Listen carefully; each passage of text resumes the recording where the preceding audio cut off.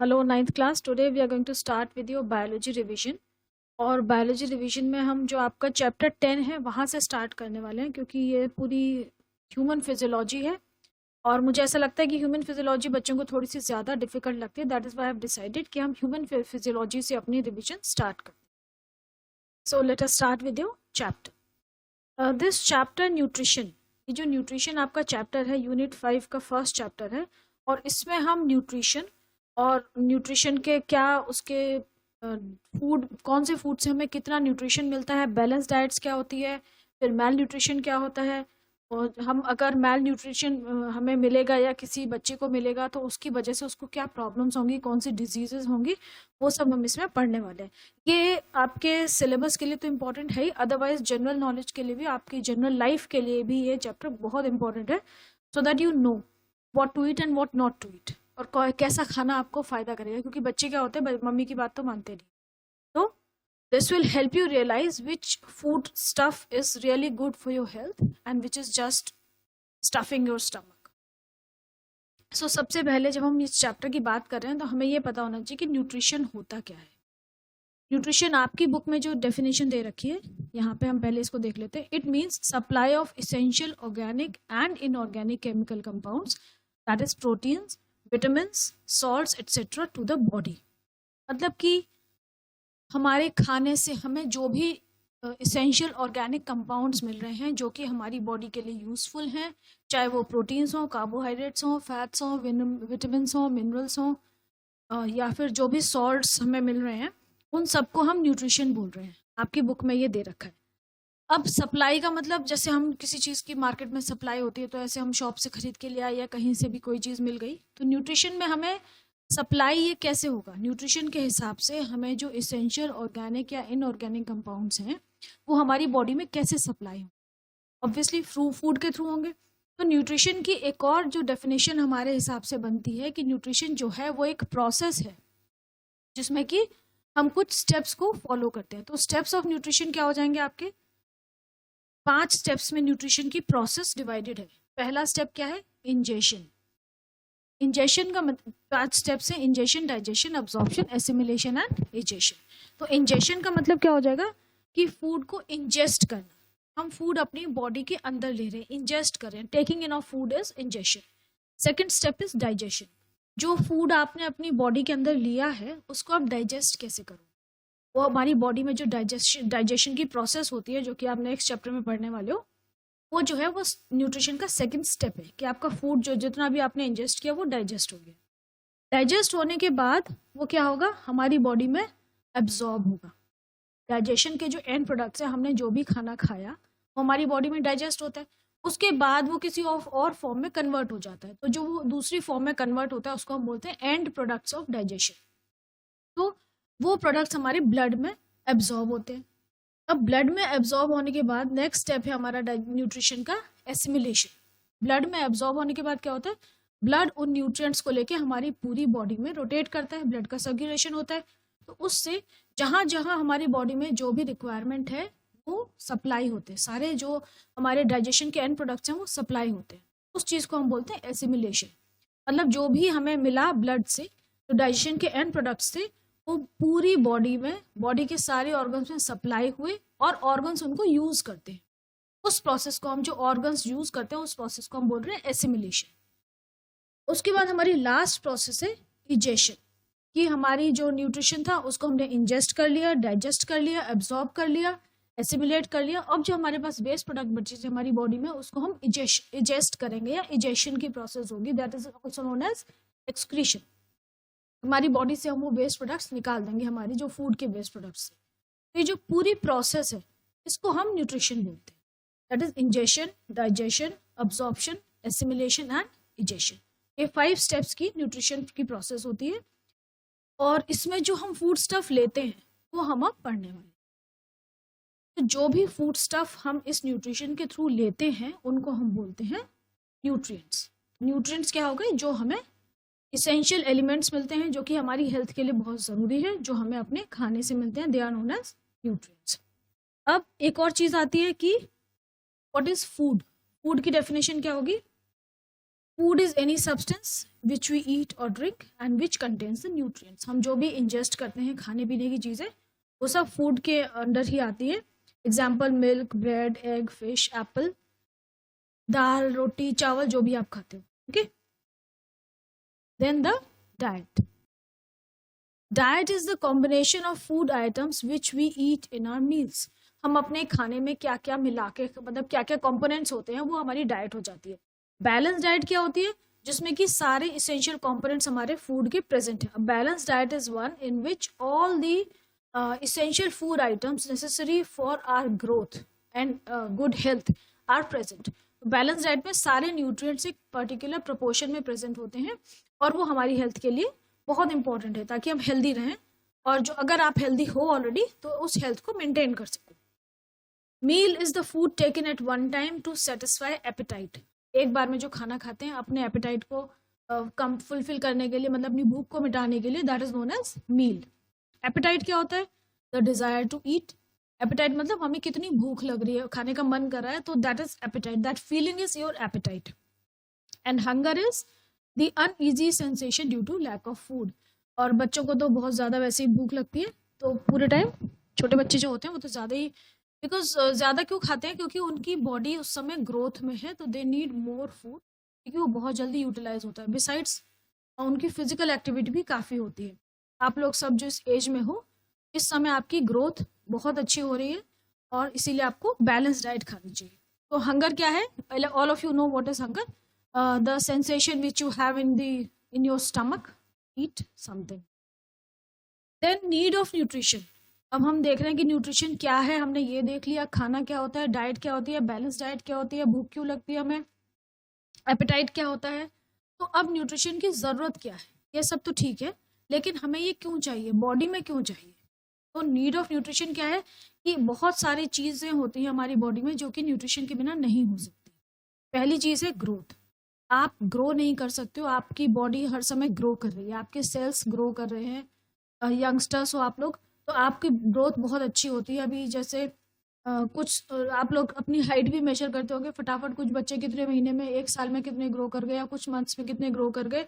आपकी एज में तो फिर भी थोड़ी सी स्लो हो जाती है ग्रोथ, लेकिन जो छोटा बच्चा होता है, जैसे इन्फेंट है या 1 ईयर ओल्ड चाइल्ड है, वो उनकी ग्रोथ बहुत फास्ट होती है। तो ग्रोथ क्या है? बिल्डिंग अप न्यू प्रोटोप्लाज्म और सेल्स। नया प्रोटोप्लाज्म बने, नए सेल्स बने, सेल्स डिवाइड होते हैं ना, दैट इज ग्रोथ। फिर रिपेयर के लिए चाहिए हमें न्यूट्रिशन। रिपेयर क्या है कि हमें सेल्स हमारे डैमेज हो गए due to any reason, injury की वजह से हो सकता है या कोई और रीजन हो सकता है, वॉर्न आउट हो गए, उनकी एज खत्म हो गई है ना, दे विल डाई, तो उसके लिए भी हमें नए सेल चाहिए, एनर्जी चाहिए। और थर्ड है एनर्जी चाहिए। हमारी बॉडी की जो वेरियस एक्टिविटीज़ होती हैं उनके लिए हमें एनर्जी चाहिए होती है, तो एनर्जी प्रोवाइड करता है खाना हमें। नेक्स्ट है मेंटेनेंस। हमारी बॉडी में जो वेरियस काम चल रहे हैं, हमारे सेल्स की कॉम्पोजिशन है, हम पूरे टाइम कुछ ना कुछ एक्टिविटी करते रहते हैं। Even while we are sitting, our body is respiring, our mind is thinking. हमारी जो नॉर्मल बॉडी की एक्टिविटीज़ हैं जो हमें जिंदा रखने के लिए ज़रूरी हैं, वो चलती रहती हैं, whether we are doing something और जस्ट सिटिंग आइडल और स्लीपिंग। तो उन सारी जो सेल्स हैं उनकी कॉम्पोजिशन मेंटेन करने के लिए भी फूड बहुत ज़रूरी है, क्योंकि फूड हमें न्यूट्रिशन प्रोवाइड कर रहा है। Then raw material. हमारी बॉडी में बहुत सारे केमिकल सीक्रेट होते हैं, जैसे कि एंजाइम्स हैं, हार्मोन्स हैं। एंजाइम्स आपके खाने में हेल्प करते हैं या और एक्टिविटीज़ में हेल्प करते हैं। हार्मोन्स पे बहुत सारे हमारे फंक्शंस परफॉर्म करते हैं। ये सारी चीज़ों के डिटेल्स आप क्लास 10 में पढ़ेंगे। फिर स्वेट, मिल्क, बहुत सारी चीज़ें होती हैं, तो इसलिए इनके सिंथेसिस के लिए भी हमें रॉ मटेरियल्स चाहिए। तो वो रॉ मटेरियल हमें कहाँ से मिलता है? अल्टीमेटली सब कुछ हमें जो हम खाना खाते हैं उसी के थ्रू मिलता है। That means nutrition will provide us all these things. Last is protection.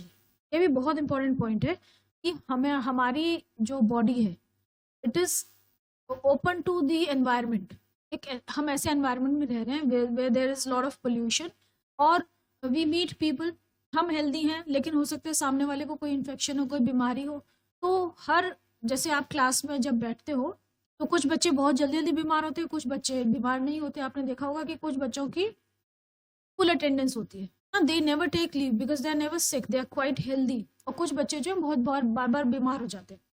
तो इसका मतलब जो बच्चे बार बार बीमार हो रहे हैं उनकी इम्यूनिटी उतनी अच्छी नहीं है, और जो बहुत बिल्कुल एब्सेंट नहीं होते हैं, दे आर वेरी हेल्दी, उनकी इम्यूनिटी बहुत स्ट्रांग है। तो ये जो हम फूड खाते हैं, जो न्यूट्रिशन लेते हैं, that provides us strength to fight against those diseases. तो जो हमारा फूड है वो हमें इन्फेक्शन से प्रिवेंट करता है, डिजीजेस कैच करने से बचाता है, हमारी बॉडी को स्ट्रांग बनाता है। Now what are the various classes of nutrients? जो हम फूड ले रहे हैं उसके कितने सेगमेंट्स हैं, या जो हम न्यूट्रिशन ले रहे हैं वो किन किन टाइप्स में डिवाइडेड है? तो 6 क्लासेस ऑफ फूड सब्सटेंसेस हैं जिनको हम न्यूट्रिएंट्स बोलते हैं। They are carbohydrates, fats, proteins, mineral salts, vitamins and water. Remember, water is also a nutrient.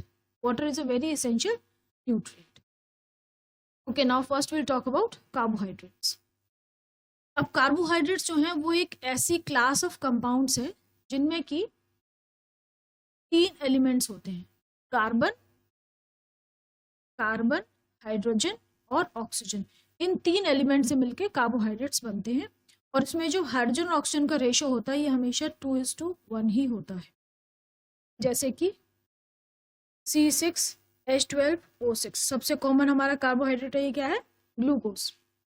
तो इस रेशो में होते हैं, और इनका मेन फंक्शन क्या होता है कि ये हमें एनर्जी प्रोड्यूस करते हैं, एनर्जी प्रोवाइड करते हैं। They are oxidized in a body to release energy. और कार्बोहाइड्रेट्स में आप जो पढ़ने वाले हो अभी, शुगर्स, स्टार्च और सेलुलोज, ये 3 मेजर टाइप्स हैं कार्बोहाइड्रेट्स की जो आप पढ़ने वाले। तो सबसे पहले शुगर्स। शुगर क्या है? जो हम नॉर्मल चीनी खाते हैं हम उसको शुगर बोलते हैं ना। तो बच्चों से पूछो व्हाट इज शुगर, तो वही आइडिया होता है कि those crystals which we have at home are sugars. लेकिन शुगर क्या होती है? काफ़ी तरह की होती है। जैसे कि आप ये देखो, आपने बहुत सारी मीठी चीज़ें खाई होंगी। आपने एप्पल खाया होगा, Apple is sweet.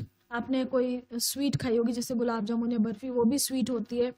Then you drink sweet drinks, जैसे कार्बोनेटेड ड्रिंक्स हैं, या और कोई ड्रिंक आप पीते हो।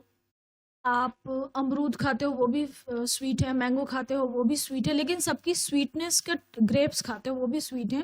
तो सबकी स्वीटनेस डिफरेंट होती है, टेस्ट सबका डिफरेंट होता है, क्योंकि उनमें सब में अलग अलग टाइप की शुगर्स होती हैं। तो वो हम पढ़ रहे हैं कि शुगर्स कौन कौन सी होती हैं। तो अभी आप देखो, शुगर्स जो हैं they are soluble in cold water and taste sweet. हमें ये पता है कि शुगर्स जो होती हैं वो पानी में डिजोल्व हो जाती हैं, और उनका टेस्ट जो है वो स्वीट होता है। वो टेस्ट की डिग्री वेरी करती है, वो जिसने खाया है वही समझ सकता है ना। तो अब 2 तरह की शुगर्स हैं आपके पास, मोनोसैकेराइड्स या फिर सिंपल शुगर्स, या डाइसैकेराइड्स या डबल शुगर्स।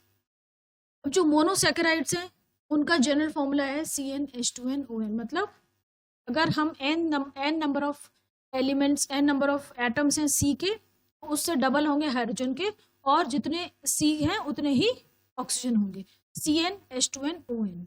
जैसे हमने यहाँ पे ले रखा है कि C6 है, N हो गया, ये 2N क्या हो जाएगा? 12H12, और O जो है वो दोबारा N है, तो C6H12O6। ये आपका सिंपल शुगर जो है ग्लूकोज, उसका फॉर्मूला है।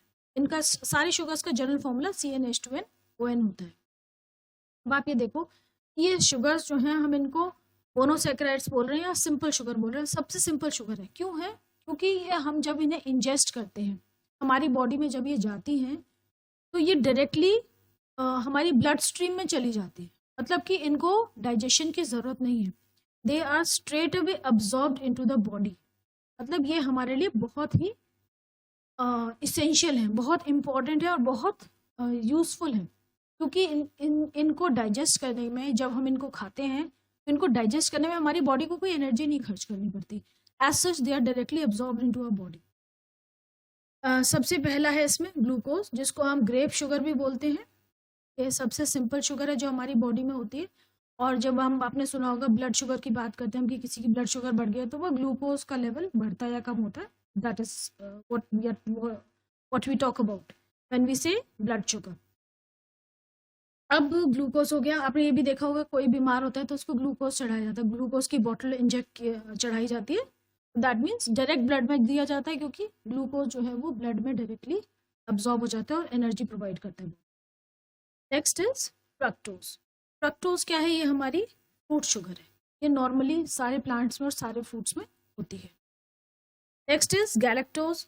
Galactose is mainly found in, again it is a simple sugar. तो हमारी 3 सिंपल शुगर है, 3 मोनोसेक्राइड्स हैं जो कि हैं ग्लूकोज, फ्रक्टोज, गैलेक्टोज. आप इसको ऐसे भी याद कर सकते हो कि GFG है ना, GFG करके याद कर सकते हो, या ध्यान रखना.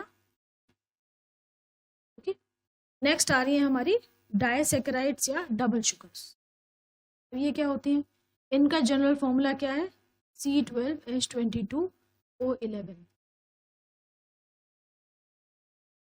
मतलब कि जितने ऑक्सीजन हैं उससे डबल हाइड्रोजन है, जैसे कि हमारी ये पहली वाली शुगर्स में भी था, है ना, जितने ऑक्सीजन थे उससे डबल हाइड्रोजन थे.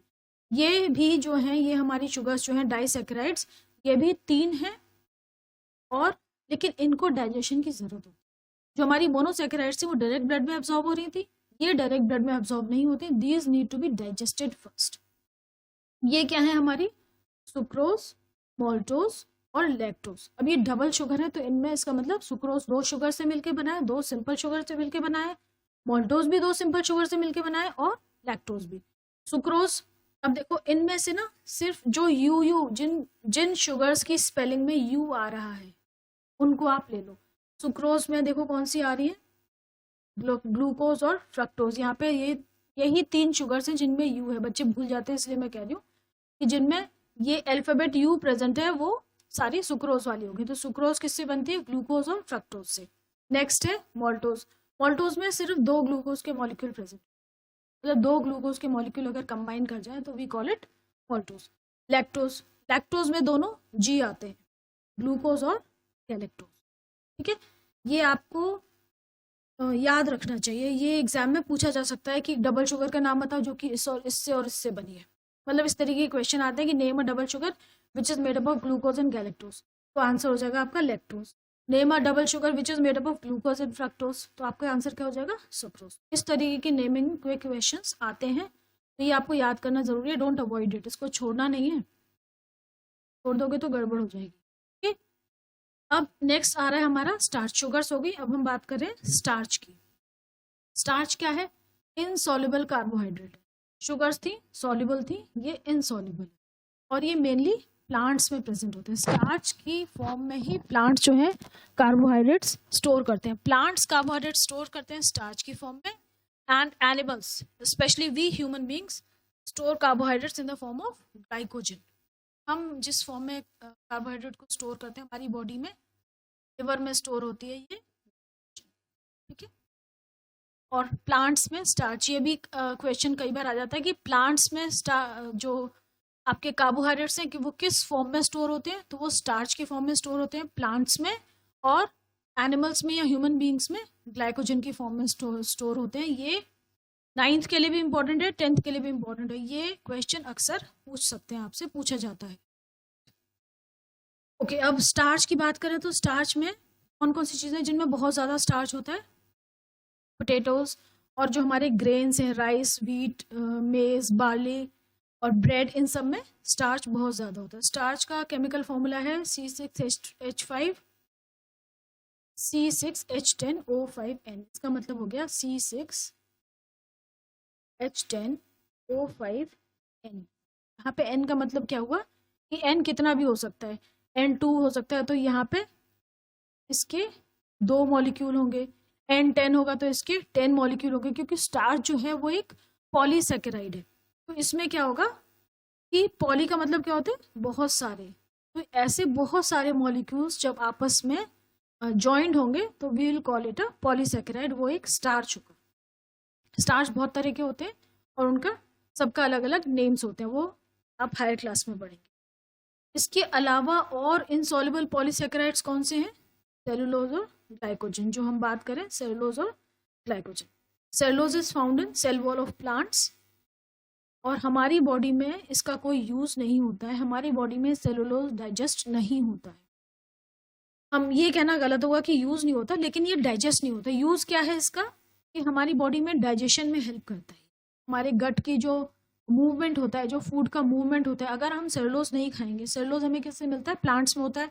तो जो हम ग्रीन लीफी वेजिटेबल्स खाते हैं उससे हमें सेलुलोज मिलता है. तो अगर हम सेलुलोज नहीं खाएंगे तो हमारी जो गट के जो मूवमेंट है, मतलब आपका जो आपको कॉन्स्टिपेशन हो जाएगा, आपके जो गट का मूवमेंट है, एक्सक्रीशन जो है वो प्रॉपर नहीं होगा, आपके इंटेस्टाइन में फूड जो है वो मूव नहीं करेगा ढंग से।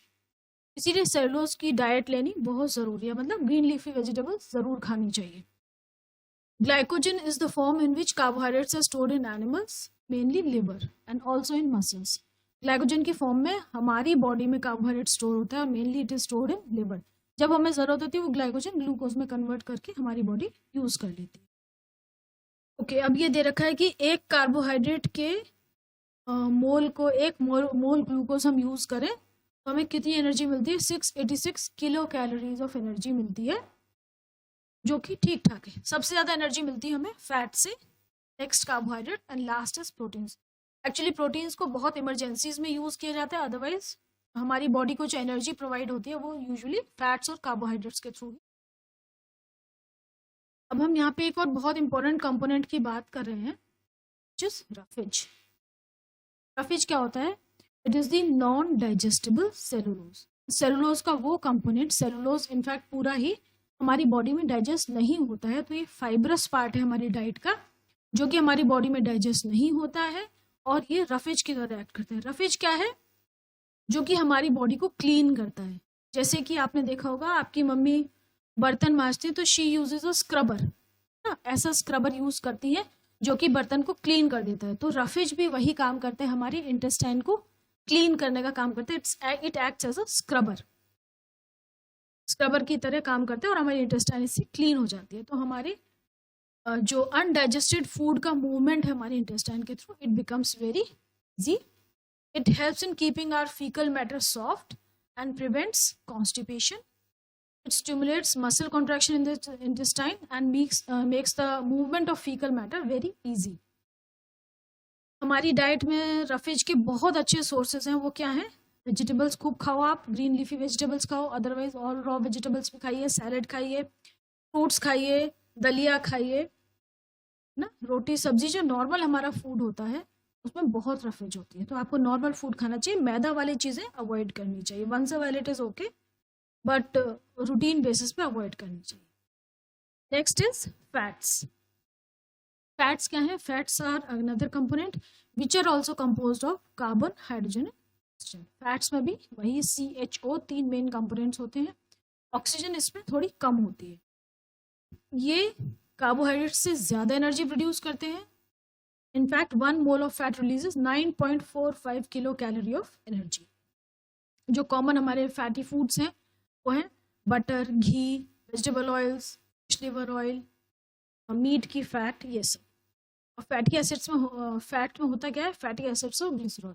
Fats are composed of fatty acids and glycerol. Fat के फंक्शंस दे रखे हैं यहाँ पे। हमें एनर्जी प्रोवाइड करते हैं, जैसे कार्बोहाइड्रेट्स प्रोवाइड करते हैं, ऐसे ही फैट भी हमें एनर्जी प्रोवाइड करते हैं। कार्बोहाइड्रेट्स थोड़ी कम करते हैं, फैट्स थोड़ी ज़्यादा। It is an important storage form of food. हमारा फूड जो है वो फैट की फॉर्म में हमारी बॉडी में स्टोर होता है। It serves as a solvent for fat soluble vitamin. हमारे जो विटामिन हैं, कितने विटामिन होते हैं?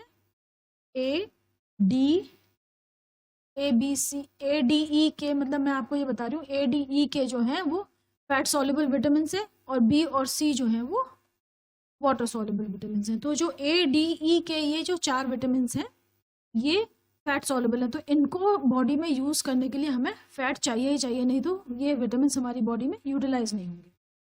Then fat under the skin protects the body against rapid loss of heat. हमारी स्किन के अंदर जो फैट की लेयर होती है वो, अभी स्किन भी आपका चैप्टर है उसमें भी आप पढ़ोगे कि जो स्किन की लेयर होती है फैट की लेयर होती है स्किन में, हमारे नीचे एपिडर्मिस के नीचे डर्मिस होती है, वो हमें हीट लॉस से प्रिवेंट करती है। जैसे सर्दियों में आपको ज़्यादा सर्दी लगती है तो ये जो हमारी फैट की लेयर है इट प्रिवेंट्स हीट लॉस। ये हीट को हमारी बॉडी के अंदर ही मेंटेन करके रखती है। एक पॉइंट आपकी बुक में नहीं दे रखा है, that it also forms a question around all our vital organs. हमारे जितने भी इंपॉर्टेंट ऑर्गन्स हैं जैसे कि हार्ट है, स्टमक है, लिवर है, लंग्स है, इनके चारों ओर भी फैट जो है इनको लेयर होती है उसकी एक, और ये इनको प्रोटेक्शन प्रोवाइड करती है। नहीं तो ऐसा होगा कि हम इधर उधर थोड़ा सा भी हिलेंगे डुलेंगे तो कोई हमारी हड्डी जो है हमारे वाइटल ऑर्गन में घुस जाएगी, या हम ऐसे भी हुए तो कहीं चोट लगी। तो हमारे vital organs they are very well protected by this cushion of fat, fats उनको प्रोटेक्ट करते हैं। ओके, नेक्स्ट है हमारे प्रोटीन्स। प्रोटीन्स क्या हैं? They are large chemical molecules. Proteins काफ़ी कॉम्प्लेक्स मॉलिक्यूल्स होते हैं और ह्यूज मॉलिक्यूल, बहुत सारे इसमें कंपोनेंट्स होते हैं। They contain carbon, hydrogen, oxygen and nitrogen. Proteins का इसेंशियल कंपोनेंट होती है नाइट्रोजन, मतलब नाइट्रोजन के बिना कोई प्रोटीन नहीं हो सकता। सम प्रोटीन्स में also contain sulphur and phosphorus. और जो प्रोटीन्स के जो सबसे बेसिक यूनिट है, मतलब प्रोटीन का जब डाइजेशन होता है तो ब्रेक डाउन होता है, तो जो उसके बेसिक यूनिट है जिसमें वो ब्रेक डाउन होता है, they are the amino acids. Proteins काम क्या करते हैं? हमारी ग्रोथ में हेल्प करते हैं, repair of body cells and tissues, और अगर इमरजेंसी है, बॉडी अगर बहुत ज़्यादा प्रॉब्लम में है, तो उस केस में वो एनर्जी भी प्रोवाइड कर सकते हैं। अदरवाइज नॉर्मली उनका काम होता है ग्रोथ में हेल्प करना और बॉडी टिश्यूज को रिपेयर करना। प्रोटीन्स रिच फूड क्या होते हैं? Lean meat, fat free muscles, fishes, egg, milk, चीज, नट्स, बीन्स, पीस और लेंटिल्स। लेंटिल्स मतलब आपकी पल्सेस, दालें, ये सब प्रोटीन रिच फूड है। अगर प्रोटीन की डेफिशिएंसी होगी तो क्या होगा? आप में कमजोरी आएगी, आपकी ग्रोथ ढंग से नहीं होगी, आपके हेयर की ग्रोथ अच्छी नहीं होगी। लेकिन अगर सीवियर डेफिशिएंसी आ जाएगी तो दो बीमारियां होती हैं, क्वार्शियोरकर एंड मैरस्मस। तो you should know about these, और इनके बीच में डिफरेंस भी एग्जाम में आ सकता है। 2 मार्क्स का एक शॉर्ट नोट भी आ सकता है या फिर डिफरेंस आ सकता है। तो क्वार्शियोरकर जो डिजीज है, इसको हम हिंदी में सूखा रोग भी बोलते हैं। तो आपको अगर सूखा रोग से याद करोगे तो आपके दिमाग में रहेगा कि हाँ, बच्चा जो है वो सूख जाता है, मतलब the person suffering from kwashiorkor becomes very lean and thin. तो ये होती क्या है? It is a severe protein deficiency disease usually affecting young children. छोटे बच्चों में होती है, यूजुअली 1 to 5 ईयर्स, 1 से 5 साल के जो बच्चे होते हैं उनमें ये डिजीज होती है। ये होता क्या है कि जब मदर्स अर्ली एज में बच्चे की ब्रेस्ट फीडिंग बंद कर देती हैं, उसको ऊपर की डाइट पे रखा जाता है, और जो डाइट है वो प्रोटीन्स में रिच नहीं होती है, पुअर इन प्रोटीन्स होती है, तो बच्चा इस चीज़ से सफ़र करता है। ये जो मदर्स मिल्क है, it is a perfect food for the baby, for the infant, लेकिन उसको वो नहीं मिल रहा है, फिर उसको ऊपर की चीज़ें खिलाई जाती हैं, वो जो चीज़ें दी जा रही हैं वो उनमें बैलेंस्ड न्यूट्रिशन नहीं होता है, तो that is why the child suffers. ये जो क्वार्शियोरकर है, ये मेनली प्रोटीन की डेफिशिएंसी से हो रहा है, ठीक है। और इसमें सिम्टम्स क्या क्या हैं? अंडरवेट, बच्चे का वेट नहीं बढ़ेगा, बहुत कमज़ोर रहेगा वो। बेली प्रोट्रूडिंग आउट, उसका जो पेट है वो एकदम बल्जिंग होता है, बाहर की तरफ निकलता है। स्किन उसकी डार्क हो जाती है, स्केली, ऐसी रूखी रूखी स्किन हो जाती है। स्टंटेड ग्रोथ, ग्रोथ नहीं होती है उसकी। लॉस ऑफ एपेटाइट, भूख नहीं लगती उसको। रिपीटेड डायरिया, बहुत ज़्यादा डायरिया होता है। लिवर बढ़ जाता है, मतलब लिवर जो होता है राइट साइड में होता है, नीचे की तरफ बॉडी में, तो वो ऐसे अलग बढ़ा हुआ नजर आता है। और एनीमिया होता है बच्चे को, मतलब खून की कमी हो जाती है। Then another very important symptom is oedema. Oedema क्या होता है? हमारी बॉडी में फ्लूइड एक्यूमुलेट हो जाता है, उसको हम ओडीमा बोलते हैं। तो ओडीमा of the feet and face, मतलब पैर में और फेस पे स्वेलिंग आ जाती है, वाटर एक्यूमुलेट हो जाता है, फ्लूइड एक्यूमुलेट हो जाता है। ओडीमा जो है वो भी इसका एक बहुत इंपॉर्टेंट सिम्टम है। How can we treat a child suffering from kwashiorkor? Control या ट्रीटमेंट क्या है? उसको प्रोटीन रिच डाइट दो, like pulses, milk, egg, fish and meat, और wheat, gram, peanuts and jaggery. Jaggery is gur. तो उसको जो प्रोटीन रिच चीज़ें दो, व्हीट दो, ग्राम दो, मतलब चने, पीनट्स, मूंगफली, सोयाबीन, जैगरी, ये सब दो, तो बच्चा रिकवर कर जाता है। जो ये टर्म है kwashiorkor, it is a Ghana country है अफ्रीका में, वहाँ की टर्म है, जिसका मतलब है in this sickness the baby gets when the new baby comes. मतलब उन्होंने अपनी लोकल लैंग्वेज में इसका नाम रखा है कि ये वो सिकनेस है जो बच्चे को होती है जब उसकी फैमिली में कोई नया बेबी आ जाता है। इसका मतलब क्या हुआ कि when another infant is born, जबकि पहला वाला बेबी पहले ही बहुत छोटा है, तो मदर जो है वो जो न्यू बॉर्न बेबी है उसको ब्रेस्ट फीडिंग कराने लग जाती है, और जो बच्चा अभी भी बहुत छोटा है, 1 साल का है, 1.25 साल का है, उसका वो न्यूट्रिशन रुक जाता है। तो that particular child suffers from this disease. Okay, second is marasmus. Marasmus और क्वार्शियोरकर की डिफरेंसेस आप लोग ढंग से करिएगा, ये आते ही आते हैं। अब मैरस्मस क्या है? मैरस्मस ये 1 साल से छोटे बच्चों को होती है, जबकि हमारी क्वार्शियोरकर जो थी वो 1 to 5 के पीरियड में थी, 1 साल से 5 साल तक के बच्चे को हो रही थी। और क्वाशियोरकर प्रोटीन डेफिशिएंसी से होती है। मैरास्मस में क्या होता है? Deficiency of carbohydrates, fats and proteins. तीनों जो हमारे मेन कंपोनेंट हैं न्यूट्रिशन के, उसमें न्यूट्रिटिव डाइट के वो तीनों कंपोनेंट्स ही लैक करेंगे तो बच्चे को मैरास्मस हो जाता है।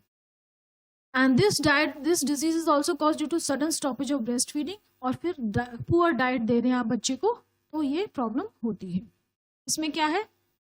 बॉडी वेट कम हो जाता है, डीजनरेट करता है बच्चा क्योंकि वीक बॉडी हो जाती है और सिर्फ स्किन और बोन्स और यही दिखती है।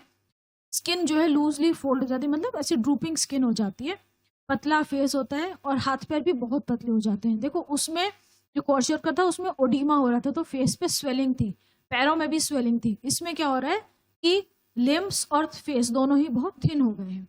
And retarded physical and mental growth and ribs appearing prominent, जो रिब्स होती हैं वो बहुत ज़्यादा नज़र आने लगती हैं बच्चे की। ये डिफरेंसेस दे रखे हैं, ये ज़रूर कर लीजिएगा। Kwashiorkor affects children from 1 to 5 years of age. Marasmus 1 साल की उम्र तक ही होता है। डेफिशिएंसी ऑफ प्रोटीन से होता है क्वाशियोरकर, जबकि marasmus deficiency of carbohydrates, proteins और फैट्स, तीनों की डेफिशिएंसी से होता है।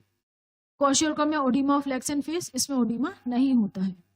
क्वाशियोरकर में बच्चे की जो स्किन है वो डार्क हो जाती है, स्केली हो जाती है, इसमें ऐसे नहीं होता है, सिर्फ ड्राई होती है। और क्वाशियोरकर में मसल्स का डीजेनरेशन नहीं होता है, जबकि इसमें मसल्स का भी डीजेनरेशन होता है, तो बॉडी बहुत ज़्यादा वीक हो जाती है। इसका क्या कंट्रोल है, क्या ट्रीटमेंट है कि सिंपली आप जो बच्चा सफ़र कर रहा है इस डिजीज़ से, उसको एक डाइट ऐसी दीजिए जो कि प्रोटीन्स और कार्बोहाइड्रेट्स में रिच हो। That will make the child recover from this disease. तो ये प्रोटीन डेफिशिएंसी की 2 डिजीज़ हैं। प्रोटीन की तो एक ही थी क्वाशियोरकर, मैरास्मस में 2 और कंपोनेंट ऐड हो गए, कार्बोहाइड्रेट्स, फैट्स और प्रोटीन्स, तीनों की डेफिशिएंसी होती है। इन दोनों जो डिजीज़ हैं इनके आप सारे पॉइंट्स और इनके डिफरेंसेस ढंग से कर लीजिए, ये भी इंपॉर्टेंट क्वेश्चन होता है। It usually comes in the exams. ठीक है, तो अभी हम यहीं ख़त्म करते हैं। अब नेक्स्ट क्लास में आपका ये पूरा चैप्टर कंप्लीट कर लेंगे। मिनरल सॉल्ट्स और विटामिन्स बचे, मिनरल सॉल्ट्स, विटामिन्स, ये कंप्लीट करके फिर इसके क्वेश्चंस करेंगे and then we'll finish with this chapter. Okay, so please go through it and learn.